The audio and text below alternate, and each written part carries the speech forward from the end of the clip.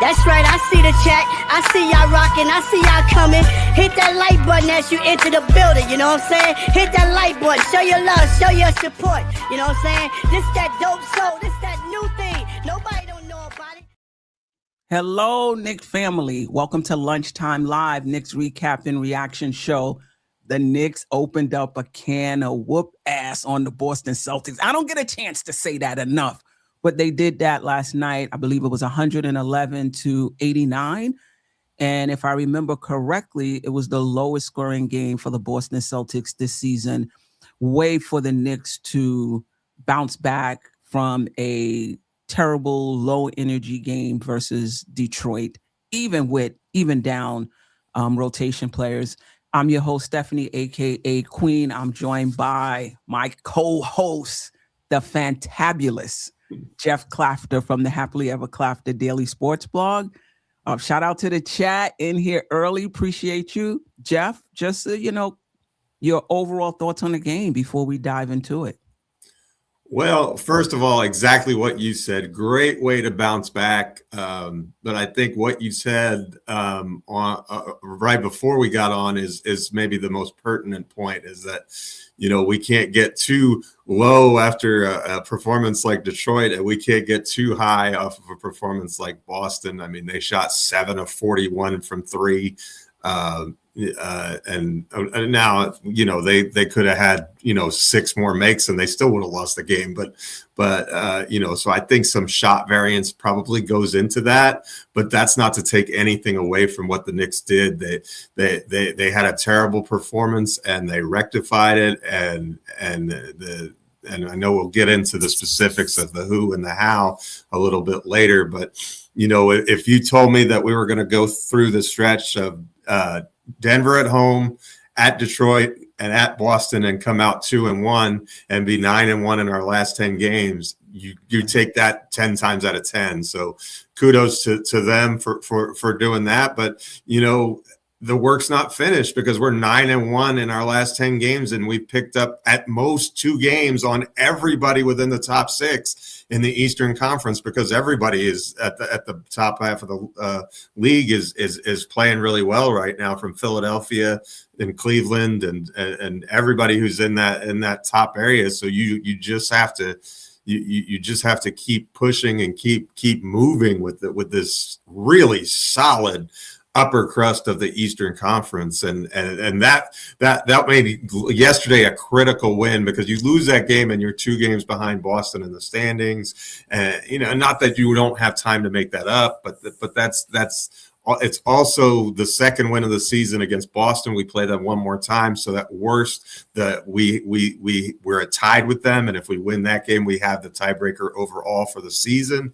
All of those things matter for seeding, and I think that's kind of the perspective we need to keep in mind too, as we go through, not just game to game, but how does our overall picture look as far as getting to the postseason? Where are we at in the standings? How do things look? And things are very tight 2 through 6 right now. So kudos to them for an excellent performance, but the context behind the game equally as important as what happened inside the game, which tons of fun stuff to talk about there.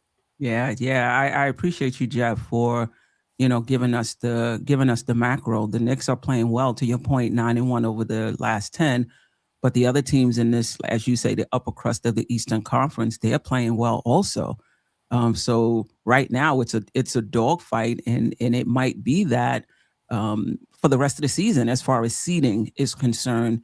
Hopefully the Knicks have an opportunity to pull away, and get some distance between them and the teams behind them. But like you said, everyone is playing playing well right now in this Eastern Conference. But back to last night's game, there's so many places we can start, but if it's okay with you, I want to start with Brunson. Sure. We could talk about the Knicks, how they bounced back, but part of it was Brunson bouncing back. He was, in my opinion, really, really good last night.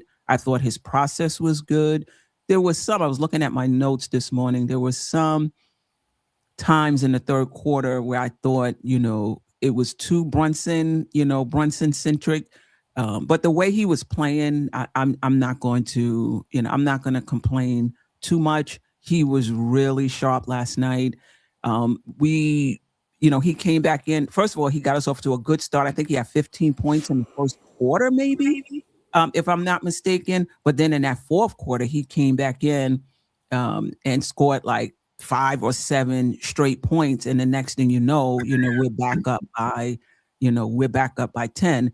I believe he assisted on 33, either scored or assisted on 33 of our first 60, whatever many points we scored in that first half. So he was phenomenal in terms of scoring and looking for people, really using his gravity. His process has been so much better over the past, 5 games or so, maybe this entire stretch, something we've talked about a lot. And if that continues, where he's become almost like a maestro, in the sense of I can score it and then with my gravity, if I get too much attention, he's making the right decisions and those players are coming through in terms of hitting the shots, together with our improved defense, things are really, really looking up for the Knicks. But that's what the good ones do, though. This is what the good ones do.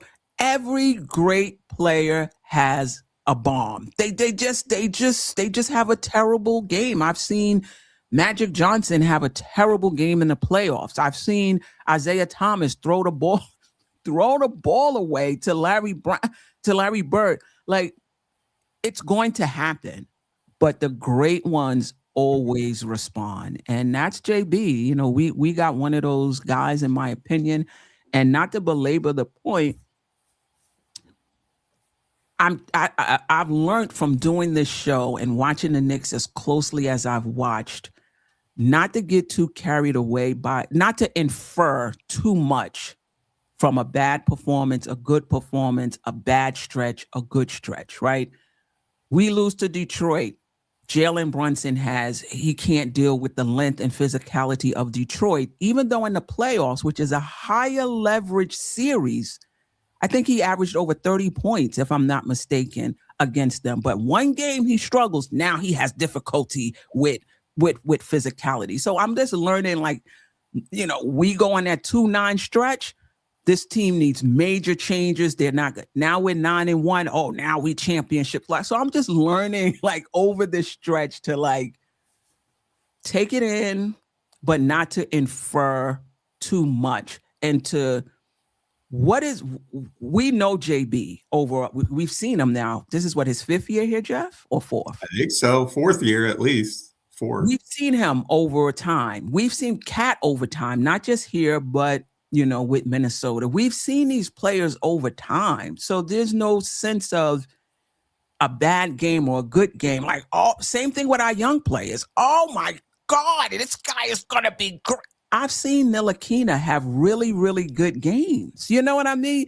You just have to allow things to play themselves out. That's my spiel. That's my public service announcement for today. Geoff, anything on Brunson and wherever else you want to, and where you want to go next? Well, I love how you frame that. I think that's extremely accurate. And the one exception to Brunson's process being good was the Detroit game, right? That was the game where he kind of tried to take it on himself and try and beat his guy Thompson off the dribble, over and over again, and his shot wasn't working either, and so he really struggled, and the results kind of spoke for themselves. And part of that's probably missing Towns and Anunoby, but Anunoby didn't play in this one, and we put up probably our best defensive performance of the season, because this is an elite offense that we played, right? That's not the same thing as 66 points by the Brooklyn Nets. You know what I mean? It's a completely different animal. It's a far more impressive performance, and so it was good to see Jalen back in his comfort zone and attacking and really being good. And I think to where we want to go next, I think that there's a good segue and Queen told me, and when Queen talks, I should listen better after all the time we've been together. But she told me, she said, Geoff, you're really going to like this, Jose Alvarado. You're really going to like this, Jose. We're really going to like this kid. And I was like, I'm really going to like a 6-foot kid who doesn't shoot the ball better than 35%. Right, he played one game, and I'm already like, I like this Jose Alvarado. And I'll tell you what possession stood out to me the most, and I'd love your thoughts on it. So, you know, the Celtics are famous for hunting Jalen Brunson, right? And so they would bring the screen, and every time the Celtics would come with the screen, Alvarado would switch. And so the Alvarado switch prevented them from getting Brunson into the action the way that they wanted to have him do it. And he did it like 3 times on one possession, and it melted the shot clock. It forced them into a bad look. And it was just, it was just music to my ears. It was just such a great dichotomy of what you can do when you have not only a dog as an on-ball defender, but someone who's intelligent enough to be able to see what the other team is trying to do and to neutralize that on the fly without having much experience playing with these. This is his first time on the court with these guys. And so, you know, Alvarado reminds me of, and I'm sure this may be a cliche. I don't know. Some of you may not have heard it, but it's not the size of the dog in the fight. It's the size of the fight in the dog. And man, has this dog got some fight in him. He's tough. And not every game is going to be, you know, where he gets 12 points and everything, you know, with it. And his offense is about what we expected, right? He didn't shoot the ball great from 3. But he made shots. The playmaking wasn't necessarily there yet, but you got to give that time. He's only been with his teammates for a day, right? So that's going to come along. But even so, he had 2 assists to just 1 turnover.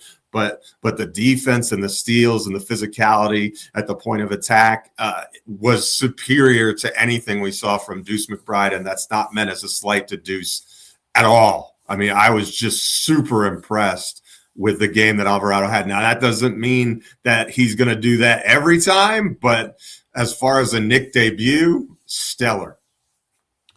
Yeah, I mean, I wasn't surprised, though. Like, I feel like he did what he does.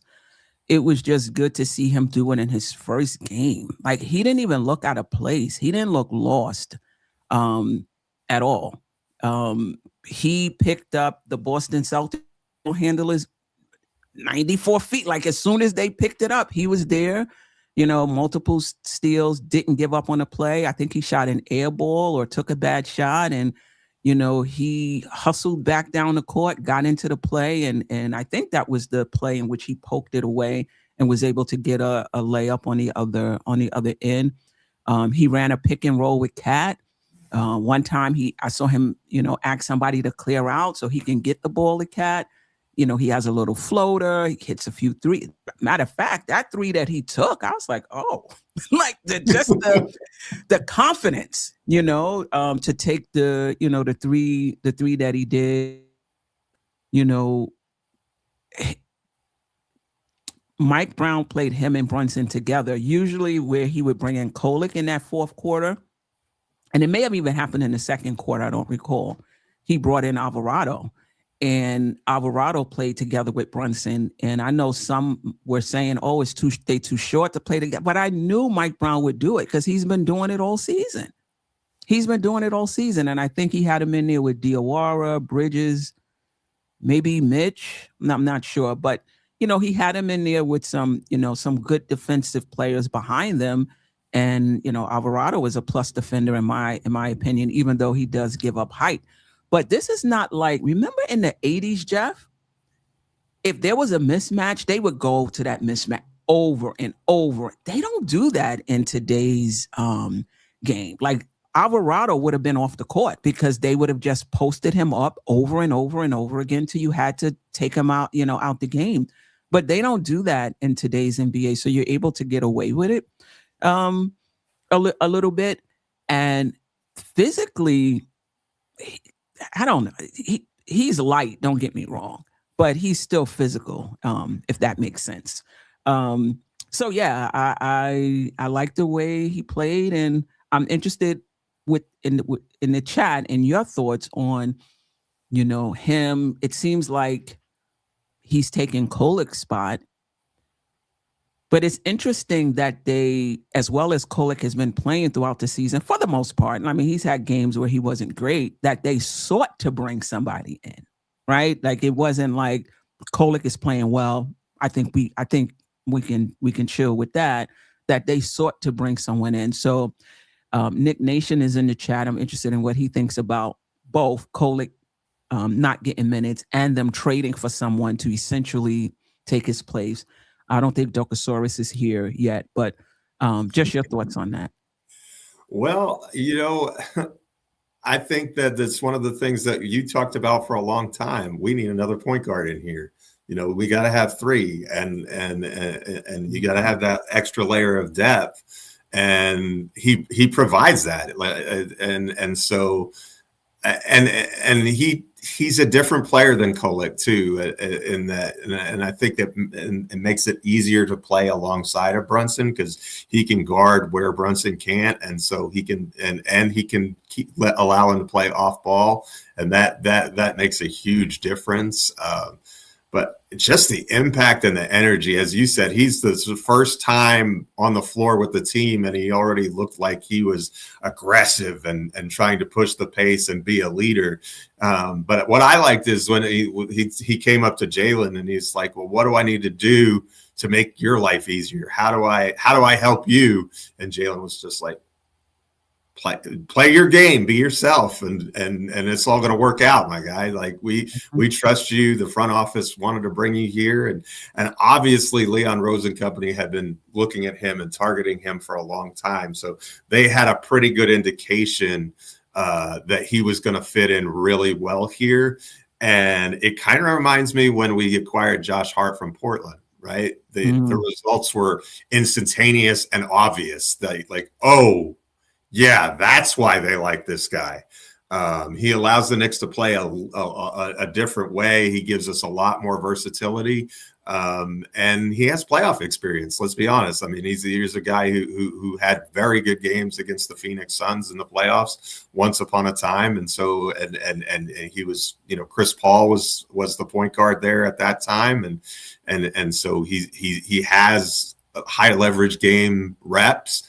More so than Kolek does. So, you never know how someone's going to perform in the playoffs until they're in the playoffs, right? Well, we have more of a book on what Alvarado would do than we do with Kolek. That's not necessarily, that's not Kolek's fault, but it's just a fact, right? And so, and I feel like this team needed the depth that Alvarado provides. I like that he can come in and play point guard and run the team. Not just in form, not just, with the point guard. It's like to actually play point guard. Yeah. Set the guys up. We're running pick and roll with Towns right now. Like, y'all get out of the way, clear out so I can get my man the ball, and we're going to go to work. Those kinds of things. That generalship is important, and he can provide that.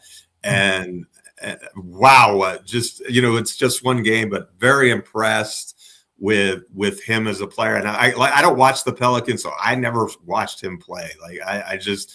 And it's one of those things where sometimes the stats don't tell the whole story, and he's just one of those players like Mitchell Robinson. The stats don't tell the whole story, and I think he could be a real difference maker down the stretch for us and this is the one thing else that I wanted to say is that we finally have a solution for the slow white guard who hits 8,000 threes against us, the TJ McConnells, the Peyton Pritchards, for the first time in forever, we have a guy who can neutralize that. I don't remember it was such a relief to say Peyton Pritchard was like 2 of 9 and from the field and 1 of 6 from 3. That never happens when the Knicks play him, it seems, although we did, I guess, get one of those performances earlier in the year.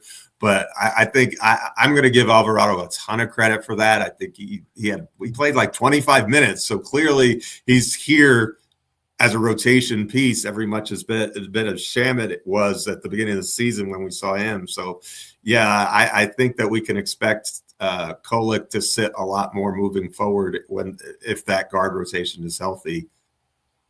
Yeah, I think there's something going on with my internet. So let me know if you can't hear me. I can hear you, but you kind of freezing up sometimes, like on the video. But I've been able to hear you the entire time.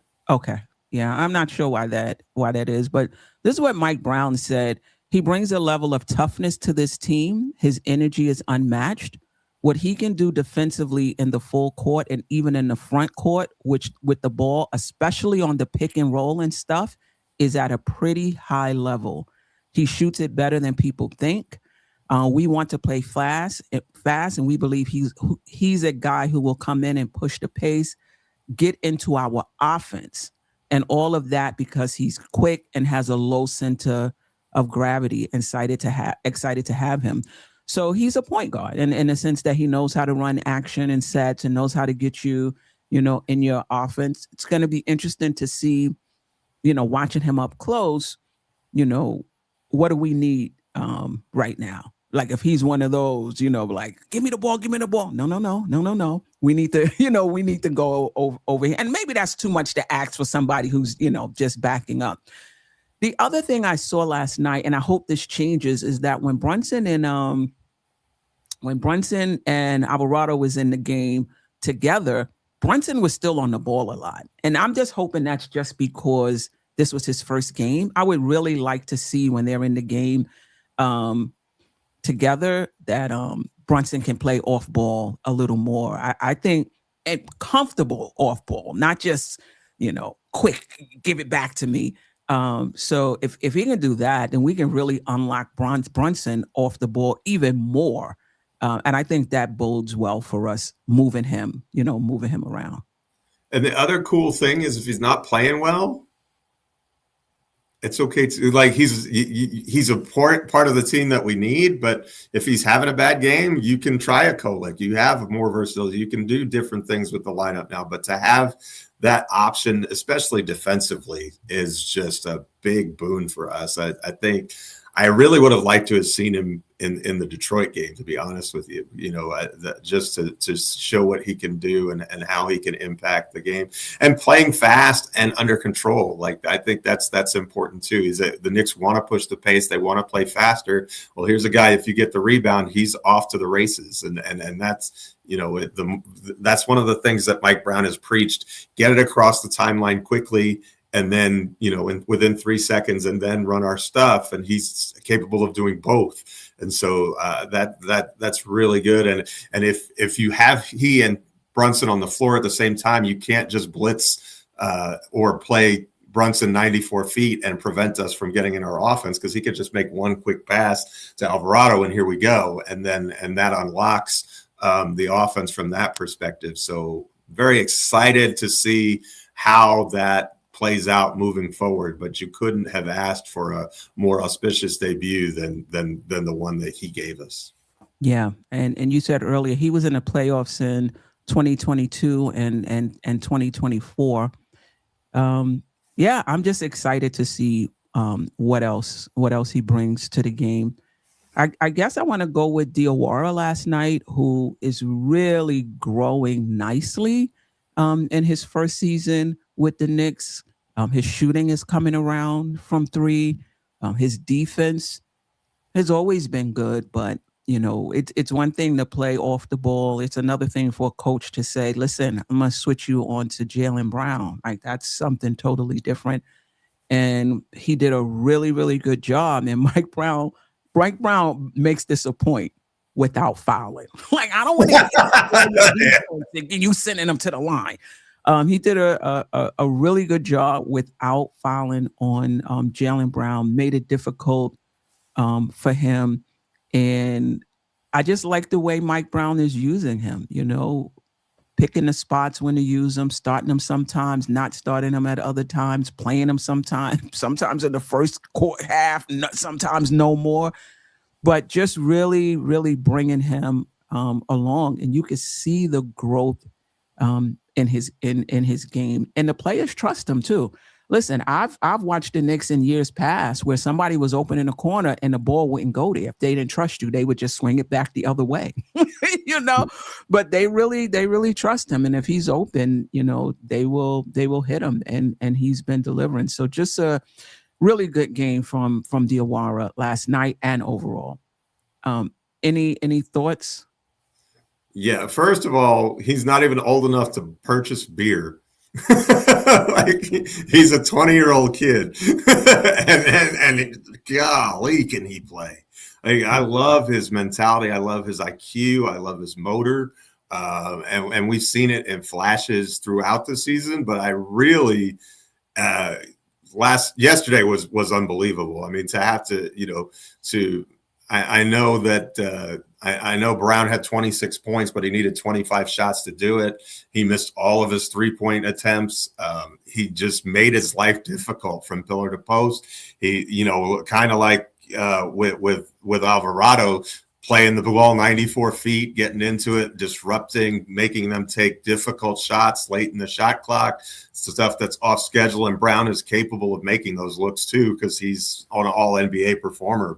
But to come in and on a night when he not only did he replace a lot of what OG Anunoby does, in some aspects he did it better, because I don't know that I've ever seen OG lock up Brown specifically like that. And so on that night, I'm not saying he's a better player than Anunoby. He's not, but I'm just saying to have him come in and give that kind of superlative effort and then make every shot that he took. Like, I think he was 4 of 4 and he hit a couple of threes. So, you're certainly not going to expect that to continue, but we've got a good young player on our hands, a guy who's deserving in minutes. And I think maybe a guy that you can trust to back up those 3 and 4 when we have injuries, and trust him to do a good job. I know Mike Brown is more in his corner every day. Like, he just keeps on impressing and impressing and impressing. So Diawara's Kumo D is rapidly becoming one of my favorites. I love the way he thinks the game. He's got a high IQ and great motor. He's really going to be down the line. I think in 2 or 3 years, he's going to be a really good rotation player.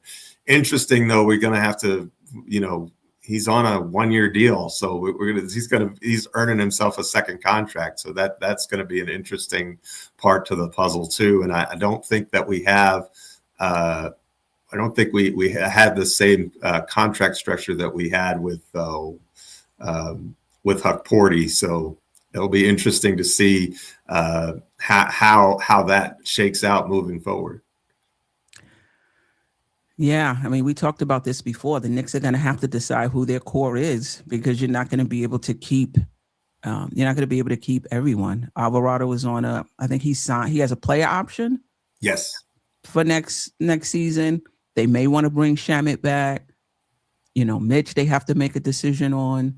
McBride is under contract for next year, though he is extension eligible. Diawara, so there's some decisions to be made. Shout out to Jerrell. We don't re-sign Mo, we riot. I mean, listen, if you can keep a guy, and you got to make every effort to keep a guy with high upside in your program.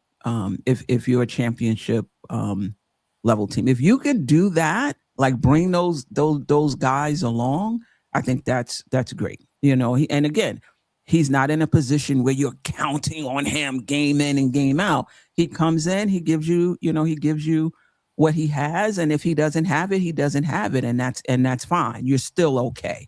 And I love having young players in those types of positions. Shout out to Tony Crow, Knicks and Bruises. Appreciate you, bro. I miss you. Hit that like button. Great way to bounce back. No doubt about it. One of the great ones, Tony Crow, man. If you're not checking out his work and his shows, you're missing out. Yeah. For sure. And as a matter of fact, I might even have it, but you guys, all right. That's the QR code for Knicks and Bruises right over Geoff. So definitely subscribe to Knicks and Bruises for sure. We'll get up soon, Tony. I mean, I'm not sure where to go next. I thought, Josh Hart was in a little bit of foul trouble, a little bit. I think he third, and he came back in. He picked up before they can get him out, he picked up the fourth. And he was like, no. And then you pick up another before they can even get you out the game. Like, relax. 19.6 rebounds, 3 assists, 7 of 14, took 14 shots. Wow. Second most on the team.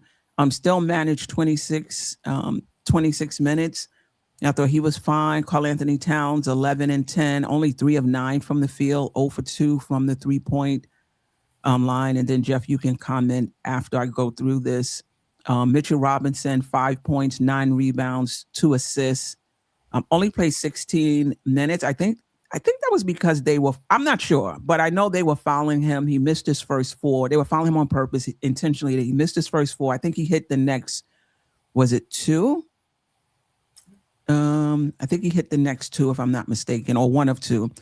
So his minutes may have been limited to that, and not sure. And then Kolek came in. I mean, this was in the fourth quarter when Mike Brown had pulled the starters, and he hit his first 3-point shot. But any thoughts on those players and anybody else that I didn't mention? Yeah, I want to start with Towns because he didn't have a great game statistically, but I think that his gravity is just such a difference maker. And I want to talk about gravity for a minute because I think between he and Mitchell Robinson, who specifically against Boston, because of the way that team is constructed, Robinson, when he's on the court, has an interesting gravity. They have to send 2 people to him when they're, to keep him off the offensive glass because he's so strong. And that opens up opportunities for the Knicks, other players to get involved. And it's kind of a funny thing that I've never seen except maybe, and I didn't ever pay attention to it when he played, but I'm sure that it was the case when he did. Was Dennis Rodman, I imagine, had a similar effect. But the guy creates space just because people are worried about him getting on the offensive glass. And, I think that of Robinson's 9 rebounds, weren't 7 of them on the defensive side, which is kind of unique for him. But I think he really impacted the game, with his defense, and to the point that, Mazzulla was like, yeah, we got to get this guy off the floor. We just got to start fouling him, and but he did that before Mitchell Robinson even did anything. Like that. That's just Mazzulla's MO. It's like, we're not going to even let him get rolling. But that speaks volumes. You're willing to get in the penalty. In other words, because if you're in the penalty and then that guy sits the rest of the quarter and you've got Brunson and Cat, all of a sudden you could be having a free throw parade, right? I mean, so even it doesn't really matter when that decision is made, but just the fact that they're so worried about this guy that they're willing to injure themselves in another way by putting themselves in the penalty early is really is really fascinating to me. But again, I think some of the kudos goes back to players like Alvarado and Diawara, because we were able to maintain our defensive fortitude, a level of energy and play, even when Robinson wasn't on the floor. And he was very good. Again, by the way, I thought, other than the Detroit game, I think during this stretch, he and Brunson have both kind of been really solid of late. So that's encouraging. And again, he's playing. This is kind of the playoff schedule, right? Because we're playing every other day right now, it feels like. And so it's good to see him not missing games and being in there and being active. And did he really have 9 rebounds in 16 minutes? That's crazy. But Paul, that just hit me like, in 9 rebounds for a game is a lot of rebounds for most people other than Towns. But to do that in a third of the game, that's crazy. Yeah. They also, as far as the Knicks defense is concerned, Boston shot 37% for the game and just 17% from the 3-point line. And I do think the Knicks defense had a lot to do with that. I mean, you could say they missed shots as well, but I just thought the Knicks defense was really disciplined. There was one time where Brunson was on Jaylen Brown, and the Knicks did not overreact. If you're going to shoot over the top of Brunson, you're going to shoot over the top of Brunson, and it's okay, And so when I was watching it and I saw that, and I didn't see them swarming to help Brunson, I said, "Good, thank you." This must have been pointed out during the film session, or maybe just a change in the scheme. And they took 9 more shots than the Knicks, but when you're shooting 37% from the field, it's just not going to make much of a difference. So kudos to the Knicks for that. They did limit the Knicks to 11 second chance points. The Knicks had 16 fast break points to Boston's 4. And, Boston was stout as far as points in the paint, though, 52-38. And then I will point out with Vucevic that Boston was outscored by 24 points in the 23 minutes that he played. And this is what we talked about in terms of, it'll probably take some time, for them to get that together. But for all that he brings, on the offensive end, they have to, figure out a way to work that out. But for the Knicks, that was great for us. And it could have been a little bit of him getting acclimated. And I think some of it was the Knicks as well, the Knicks defense on him. So, yeah, I mean, kudos to the Knicks last night. That was that was a good one. It was good to watch, and it was good to see them respond. That tells you a lot. That tells me more about the Knicks than the Detroit game, in my opinion. Anything else before we get to the chat? Yeah, just one other thing. I do want to just recognize that it's the greatest day in Boston sports history since the trading of Babe Ruth. I think as Jets and Giants fans, we can all appreciate the Patriots losing and the Celtics getting crushed on the same day. Is for someone who's as anti-Boston as I am, that I'm smiling like a butcher's dog today, man. No fan base deserves a beat down like they got yesterday than that group. So glorious day, and I can't wait to hear and see what the chat is up to. Yeah. All right. Yep. Let's get to it. JJ, that's what a captain does after a poor game. They bounce back with a great one. Yep. And that's exactly what he did. Shout out to Jess Knicks. We appreciate you. Latoria B, we appreciate you. Ivory 1031, appreciate you as well.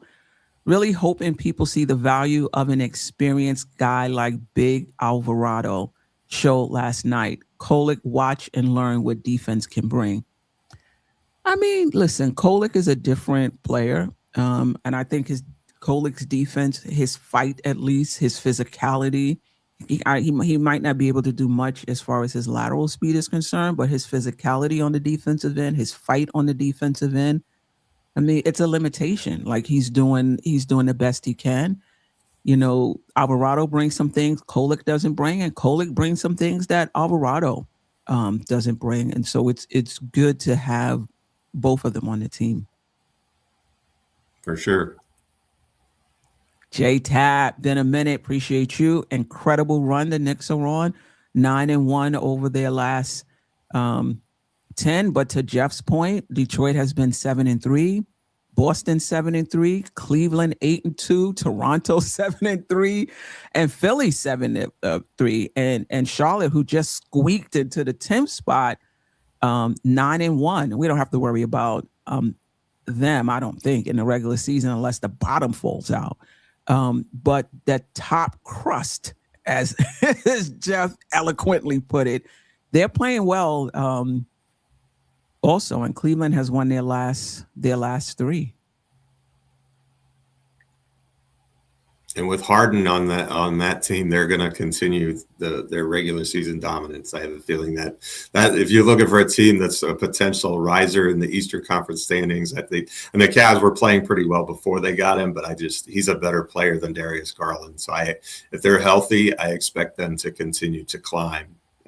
How they perform in the postseason, different conversation. That's never been Harden's. He's not usually a playoff riser, as they say. So that's a different conversation. But as far as these regular season games and down the stretch, expect Cleveland to be right there in the mix. Yeah, for sure. Shout out to Keith Turner. Shout out to, what is that? Questant One. Hope I got that right. JJ, I'm starting to wonder if Cat is ever going to get right offensively this season. Yeah, kind of up and down offensively. I do think overall he's kind of accepting that this is his role, right? Sometimes he'll get the ball, sometimes he doesn't, but he stays engaged. You know, he continues to, you know, to rebound for us. I think it was Sherwin who believes that this is the best Cat has been playing. I don't know if I agree with that, but just in case you guys don't know, this Cat is the best Cat we have seen. He is a winning player lately. I don't care if he scores 2 points. Basketball is more than scoring 20 points. I don't know if this is the best we've seen, but he's playing okay. Go ahead, Jeff. The best is when he combines the two, right? It doesn't need to be an either or. It can be an and situation. Like if he can play defense like he's been lately, which has been much improved, I think we can all agree. And if he can continue the rebounding and then get back to shooting at a high percentage, the 50, 40, 80, that's when you have all three. And that's that's the standard of an all-star player that we expect. And that's why, when he has 10, 11, 12-point games consistently, we're like, well, what's going on? And his shot has not been the same this year. I don't know if it's injuries that he's dealing with or something else, but even shot, I mean, I don't think his shot diet has changed particularly. I just think he's not really making as many of the shots that he's used to taking. So I don't know. I don't know if it's an injury or what, but it's certainly a curiosity or an oddity to say the least. And hopefully it fixes itself by the time April and May and June roll around. Yeah, for sure. All right. Dwayne Dennis, in reference to Brunson and Detroit's physicality and how Brunson played against them in the playoffs, that was last year. He has to replicate that performance last year come playoff time when the anxiety is times 100. Is Detroit physical play going to take Brunson out of his game? Why does he have to? I mean, of course you have to replicate it, because we're trying to win the series. You know what I mean? But we've seen that he can do it. It's not like he's never done it, right? Right, exactly. If you have the muscle memory, you just have to recall it. If you've never done something, it's like winning a championship that's why it's so hard, because the Knicks have never done it, right? This group has never done it. I mean, the team has done it like 100 years ago, but this team has never done it. Until you go through it, you don't really know what it takes until you cross that finish line and are able to do it. And a team like Boston, those guys have it. They know what it takes. Oklahoma City knows what it takes. And there's a difference between the Knicks and the Pistons right now. We know what it takes to beat Detroit in the playoff series because we've done it before. Not saying that doesn't mean they won't get their revenge this time around. They most certainly could. But there's a knowledge base there for the Knicks to say that, oh yeah, we've done this before. We have that in us and we know what to do. Let's just stop the BS when it comes to Brunson and physicality. I mean, does he have bad games ever so often? Yes. But I'm just not buying into the narrative that Brunson struggles against physical players. I'm not buying into it.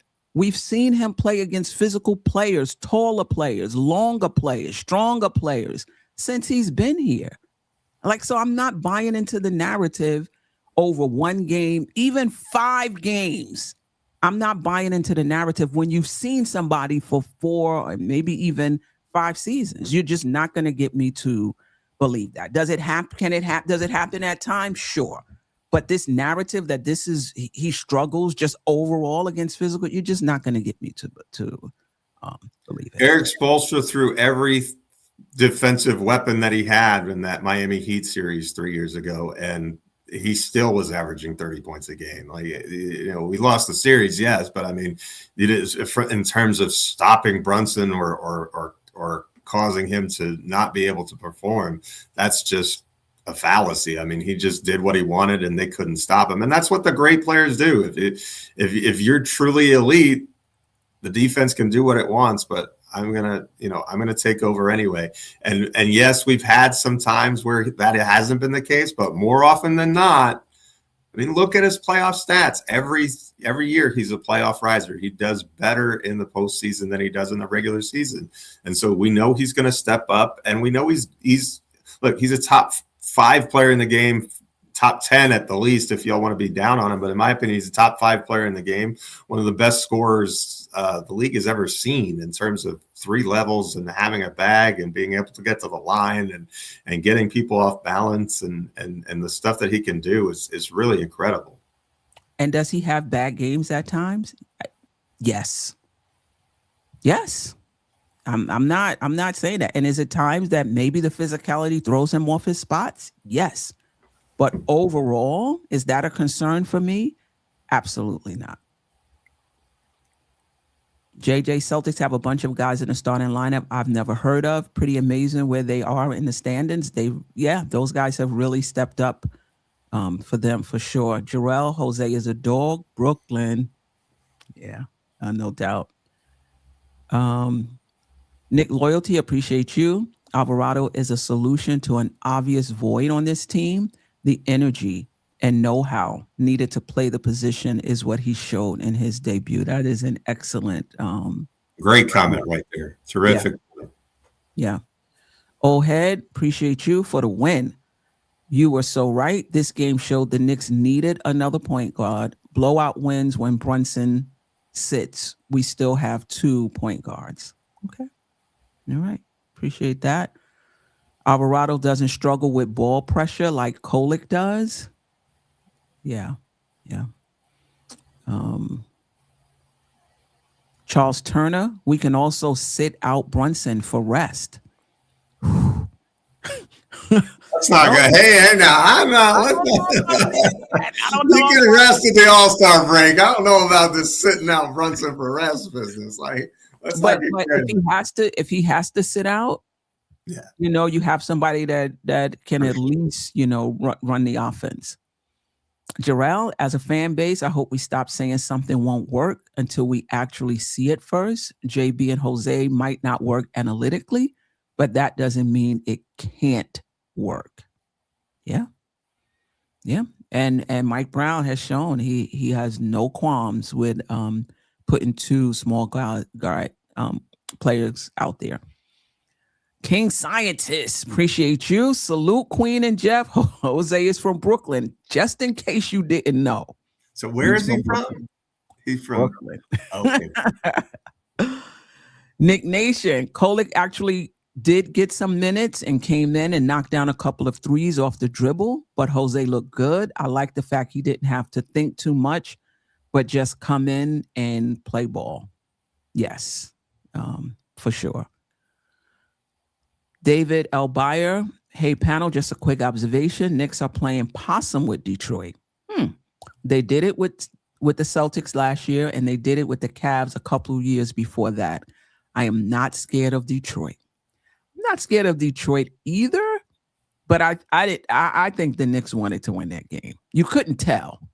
Like, I don't know if they came in saying, listen, we're just going to take it easy. Well, I live in the country, David, and sometimes a possum just gets knocked over the head with a shovel and gets killed. So you don't want to play possum too much. Nick Nation, again, I still reserve the right to see more before I can make a real assessment of him on this team. But right now, I enjoyed his raw energy and his ability to pick up from 90 feet and press these guys on ball. Absolutely. And I think you're going to also see his ability to run an offense. His ability to run an offense is definitely there. Kev Berg, shout out to the New England Patriots for stinking up the joint last night. I knew you had it in you. He also said that Diawara will definitely develop into a NBA player in the rotation. Yeah, if he stays healthy, no doubt about it. I agree with that. There's no question. He has all the tools. Yeah. Let me see if I missed anything. Andrew K, I appreciate you. Team defense efficiency ranking has improved from number 17 to a number 11, going in the right direction. Diawara ain't bad. Now you trolling or you just not convinced yet? Okay. Nick Nation, I hope we can keep Diawara. He's a restricted free agent. If someone throws money at him, he's gone. Poison pill. Let me tell you though. Well, maybe one of these teams that has a lot of cap space, may do that. But teams are really like minding their cap space nowadays. Yeah. Jaylen Brown is a great player, having an MVP season, and the Knicks defense really frustrated him. Yeah. Amen. Great comment. Yeah. Tony Crow, Boston, big mad. Yeah. Yeah. Great weekend. My Tar Heels beat the Dukies at the buzzer too. They sure did. That was a wild game. Oh boy. Anagro won. I think the entire team can learn about fight and compete level defensively from Alvarado. His energy is contagious. That's the hope. Yep. Yeah, Tony, you're right. I'm saying we don't have to worry about Charlotte in the regular season anyway, but they could be a first round matchup. Yeah. Yeah. Yeah. If they keep it, the funny part about that is they're 9-1 in their last 10, and I think they're still 3 games under 500. That's how bad a start to the regular season they had. But as of right now, nobody in the play-in situation wants any part of that Hornets team. They really are clicking on all cylinders. But it's, how you're playing in February doesn't necessarily always equate to how you're playing in April, May, and June. Like I've seen, if you win 9 games, it's not a fluke by any stretch of the imagination. Right. Let's be clear about that. Like you have to be good to win that many games in a row for sure. And I've been a fan of Charlotte's talent, so I kind of feel like they're playing up to that now. But I think it's dangerous to draw conclusions from early mid-February as to what things are going to look like come April, May, and June. Yeah. David Elbai, if Cat shows up in any series, we win in 6, even OKC.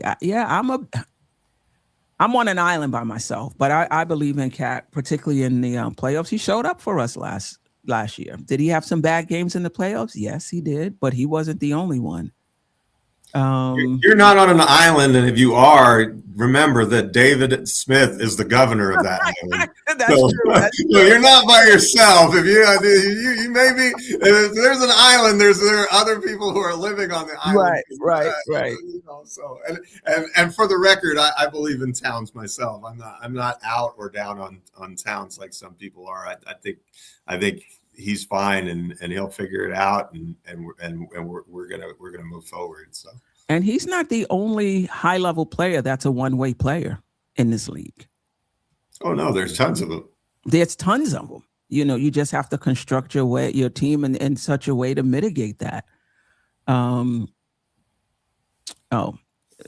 Shout out to Lee. We appreciate you. Yeah, you're one of our faves as well. I think I can confidently say that for Geoff. Appreciate you. Curtis D. Young, Cat has been rebounding out of this world. Yep. Up into Brown and being physical and navigating screens. Those tricks take maximum effort. I believe he's talking about Diawara. But the cool part about Kool Moe Dee is if he does get in foul trouble, that's okay too, because he's normally he's not going to be a regular heavy minutes guy in the rotation. So if he comes in and he picks up some fouls, so what? Even if he fouls out, it's not really a big deal. Right. That he can. It was a little bit more last night because we didn't have OG, but it's getting harder and harder to make Diawara situational just with the way that he's been performing. Not to say that it won't happen when we're at full strength, if we get to full strength, but we'll be without Deuce for the rest of the regular season. So I think that's going to afford him some time for at least the balance of the regular season. For sure. Marco Polo, 1827. How can we get Mikal Bridges to attack the basket more? I know people that's not part of his game in order to win. Those have those have to be part of it. Makes it easier. So I had a long conversation with Geoff. Was it yesterday? Oh, and kudos to you, Geoff and Knick Nation, for doing the pregame. Excuse me, the recap. It was Saturday. Saturday, last game. You guys did a great job. I was listening to it while I was driving, so I feel real comfortable if I need to take some time off that you guys can hold it down. But after that conversation, with Geoff, I've always said I'm not going to get on Mikal for not going to the line, for not being a great rebounder, because he's never been. Like you can't expect players to be something they've never been.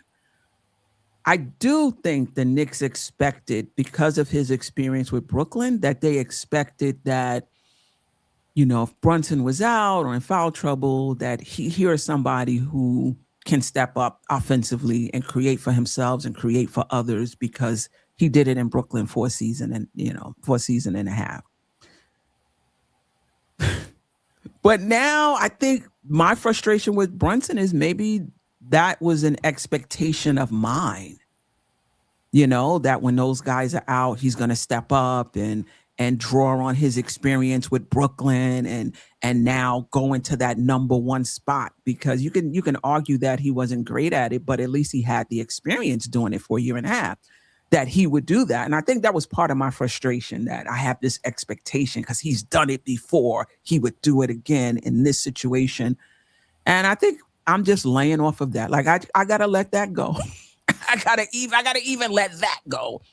And this is Mikal. Like, he's a team player. He's somebody that's, going to play within the flow of the game. If it comes to him, it comes to him. If he doesn't, it doesn't. If there's another pass to be made, he's going to make that pass, as opposed to putting pressure on the defense. Like, this is just him.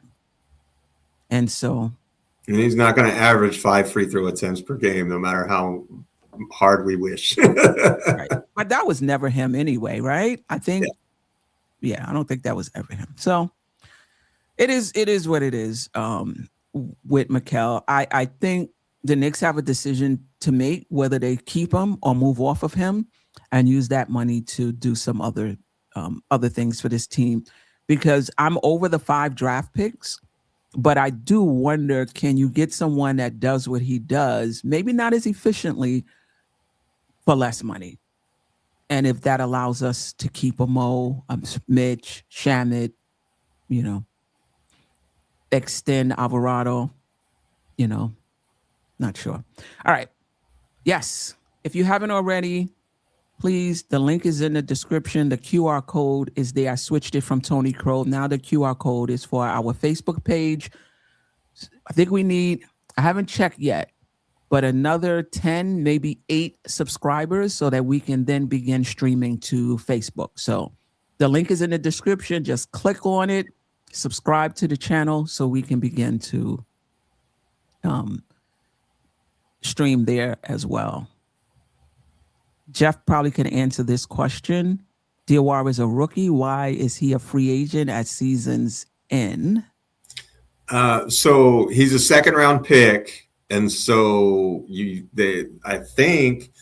I'm pretty sure they used the second-round pick exception to sign him, and that's just the type of deal that it is. It's a 1-year deal that after I think that he becomes a restricted free agent. So there is still some semblance of team control, but it's not a deal. I don't think you can put team options or player options on that specific type of deal. I could be mistaken, but the rules are complicated. I don't have a full grasp on them, but I believe it's a situation similar to that, where he was the guy who was keeping us under that second apron, right? Like, because when we used the taxpayer MLE on Yabusele, we capped ourselves at the second apron. So we had to maneuver and make moves and design our contracts around staying below that apron. And so I think that the Diawara deal kind of fell in that. And the other thing is we're operating with more knowledge now than we were when we signed him, right? He was a late second round pick. You don't necessarily just throw long-term money and deals at those kinds of players, because they very often don't pan out. So he's showing like he's playing above his station, if you will, a lot like Denise Jenkins is for Detroit. He's just a guy who's flourishing and is a surprise. And so a lot of times that happens when you have a guy under, who's talented, but not necessarily, you don't necessarily know where he's going to fit in, right. Or if he really truly is an NBA level talent. You can't tell that until you get him in camp and you get him on court. But we'll be able to bring back Diawara. I'm confident in that. Yeah. And first round picks salaries are guaranteed, and second round picks aren't. So this is the contract the Knicks signed him to. Cav Berg, Brunson struggled so much against physical teams that he got booed every time he touched the ball in Detroit. Yeah. Tongue in cheek. I got you. Travel Vibes, appreciate you. Just passing through, showing love. Peace, chat. Appreciate you. And Magellan, I wish we had a bona fide power forward. Diawara would be a good back already his rookie season. Yeah. Yep. Okay. David Smith, appreciate you. It's been a minute, David Smith. Where you been? The offense is a guard featured offense like Golden State with a Tibbs roster.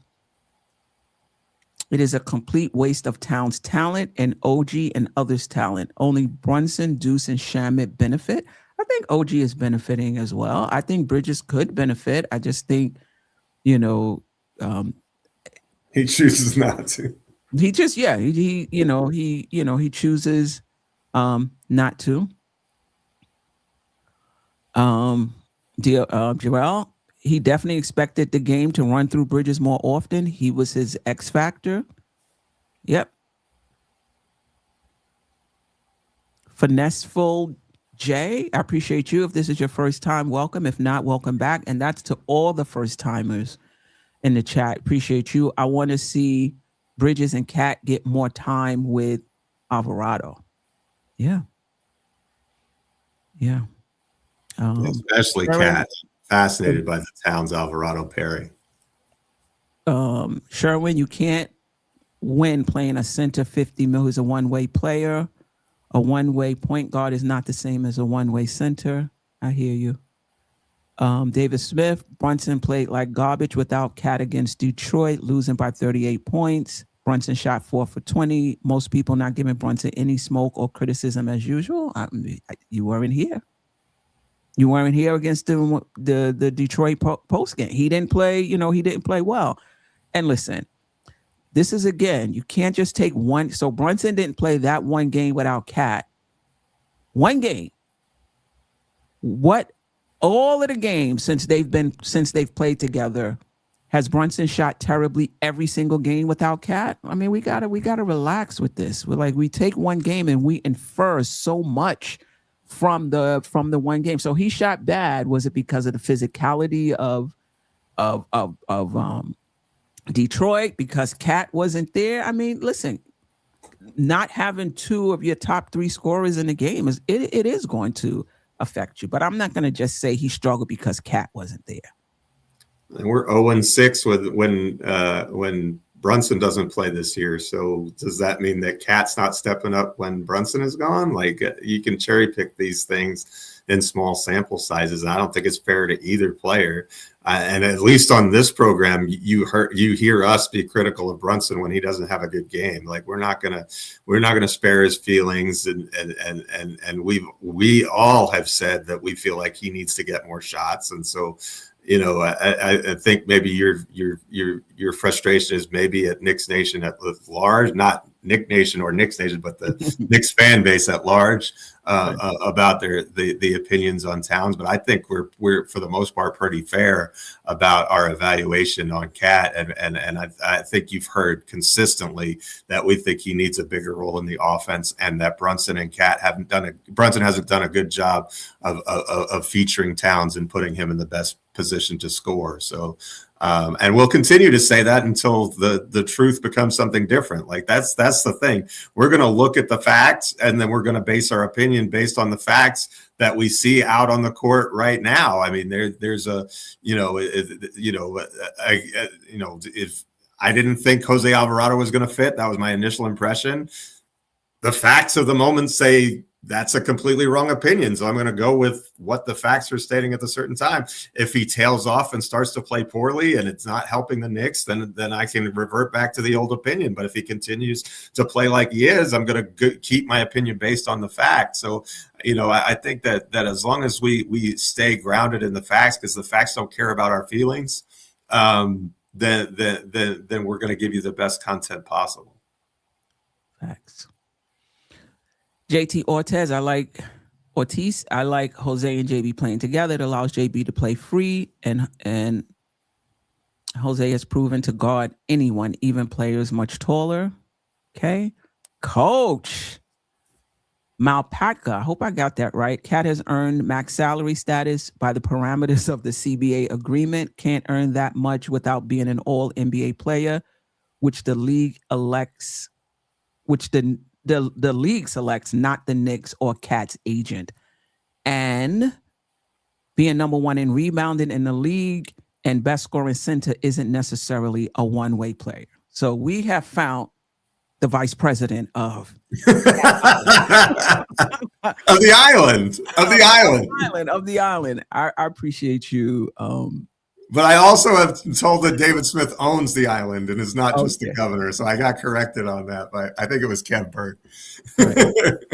Could he be better on defense? Of course. Yeah. He's played solidly defensively, though. All of the advanced metrics paint Towns as a reasonable defender this year, despite what the eye test may tell you. Yeah. Wiz BKLA, appreciate you. I would swap Mikal for Trey Murphy III. I have been president of the Deuce and Diawara Hives. Oh, now you're going to throw Diawara in there? Okay. All right. I underestimated GTA, Grand Theft Auto, Alvarado, even though I am also from Brooklyn. Never again. Yes, they did, Lonnie Meeks. Newsflash. Inokaka or Inokaka? Sorry about that. Appreciate you, though. Newsflash, I don't see Detroit going too far. They are good in the season, but when the whistle is swallowed in the playoffs, I think they will be exposed. They are butchers. Salute, Replay Gang. Ah, man, we got somebody from the Replay Gang. I appreciate you. To me, I wonder about I'm not taking anything away from them. Like right now in the regular season, they're just playing lights out. They're playing better than the Knicks, and they're a better team than the Knicks right now. I'm not taking anything away from them. That's just facts. In the playoffs, I wonder about the shooting and the lack of a secondary scorer.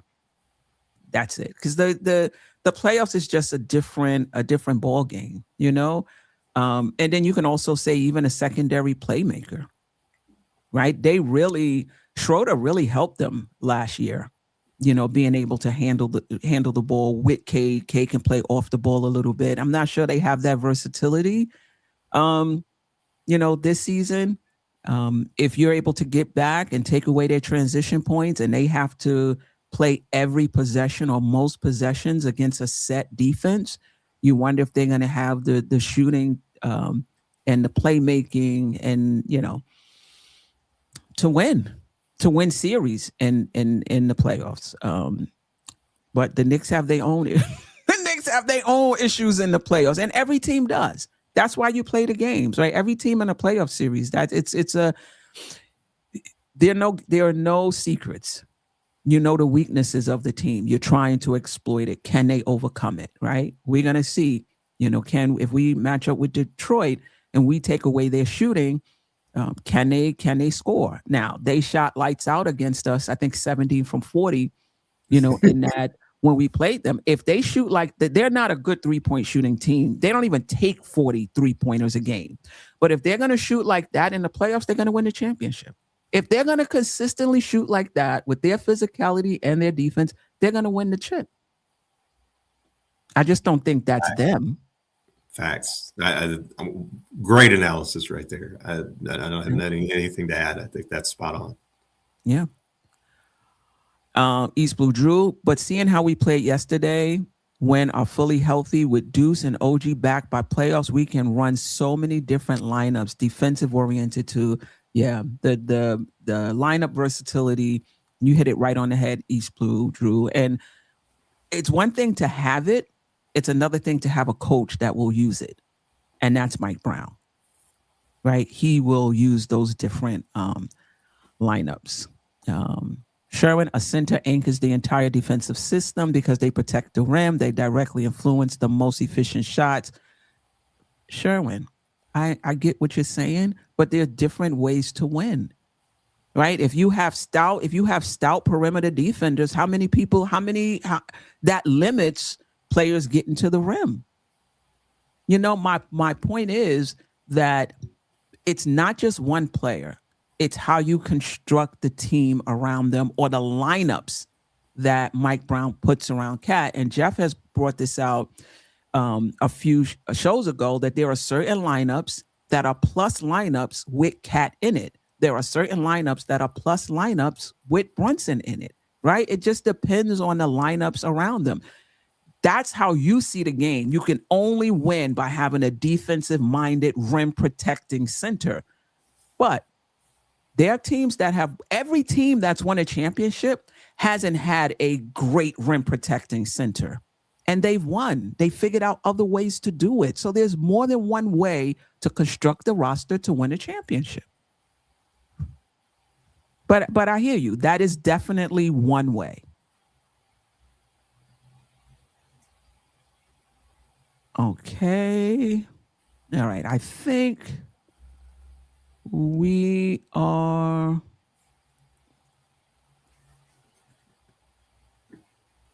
Rumor that Clarkson isn't happy with his new role and getting DMPs. Is that true?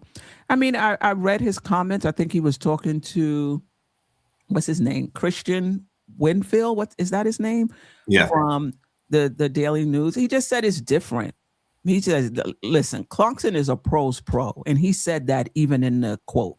His minutes have been up and down. He's not getting the minutes that he's used to, the shots he's used to. He's in a different role. He's not going to be disruptive at all. And whatever the Knicks ask him to do, he's going to do. Yeah. So he may not be happy, but he's a pro's pro. Credit to Clarkson, really, really being, as you said, a pro's pro, very high level of maturity, and people going at him on Twitter and he's responding. I think that as much as the source of all this, that he's not happy, but he's a good soldier and he's doing what we're asking him to do. And right now, he's probably at the place in the pecking order where he belongs, and that's not an indictment of Clarkson as much as it is, a compliment to the Knicks roster. We've got a lot of really good players here, and we have players who fill certain roles and needs, and he just hasn't fit in the way that you would hope, kind of like Yabusele didn't fit in the way that we had hoped. And, and there wasn't really a market for Clarkson. I would be surprised if he's with the team next year. I think that he'll move on next year, but he's a $14 million per year offensive player, and we got him for $3 million. So I think that was a worthwhile gamble, and it hasn't really paid off, but that doesn't mean that it won't come playoff time in game 4. And we've got foul trouble and injuries. He might not come in and go nuclear for a half and win us a ball game, because that certainly could happen. Yeah. Who is BK? By the way, I'm a president of the Queens Hive and vice president of the Jeff Hive, live and replay gang. I appreciate you always. Jose Gensight, the last time the Knicks played the Pistons made 17 threes, and that ain't happening in the playoffs. All right. I mean, we shall see. Well, if it does, they're going to beat us. Let's just put it that way. But if it doesn't, I like our chances. Okay. I thought he meant 17 for the series. Nah, that can't be right. Maybe no, it was in one game. It was in one game. Okay. Both games, actually. I think they had 17 threes in each beatdown that they gave us. So it was a rinse and repeat from the first Detroit game to the second. Yeah. Just a few more and we're out of here. This is just part of us, wanting the chat to be a part of, a part of the show and not just come here and listen to me and Geoff, but for us to also listen to what you guys have to say and to respond to it. So we appreciate you guys being with us, and we'll do our best to get to as many as of the chat as we can, time permitting. Lonnie Meeks, numerous times Cat passed the ball to Brunson. Cat mans leave Cat open. Brunson does not get the ball back to Cat. Is that because Brunson can't see over the defense? I think he's been passing to Cat a bit more of late, and I don't have any answer. I don't have any answer to that question. I don't know. That's what we've been wondering all season. I don't know. For sure. Yeah. Yeah. Super chat. We got a super chat. Okay. Nick Yak, 2 bigs working great. The little we seen yesterday. All right. And better of late in general, I'll say. I thought it was a disaster at first, but I think Mitch and Towns are not only getting used to playing with each other, I think they really like each other. Like, I think genuinely they are starting to bond on the court, and you notice that. And we I think those sorts of things are important, and I think that we've seen that with those two. It's the double big lineup I wasn't a fan of in the beginning of the season. I think it's gotten a lot better. Yeah.